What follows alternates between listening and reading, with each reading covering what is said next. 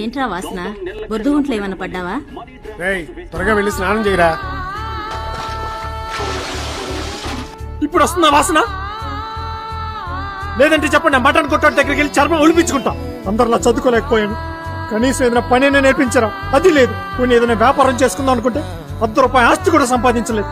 ఎంతో కష్టపడి పేదోడుకు పుట్టించాను, ఇంకా కష్టపడి పేదోడుగానే చంపేద్దామని చూస్తున్నా. ఓ మనిషి, ఓ అన్వేషి, వెలుగే ఎంద హృదయం, ఆనందం కన్నీరై జారిన క్షణమిది, నాలుపంత మటుమాయమైనది.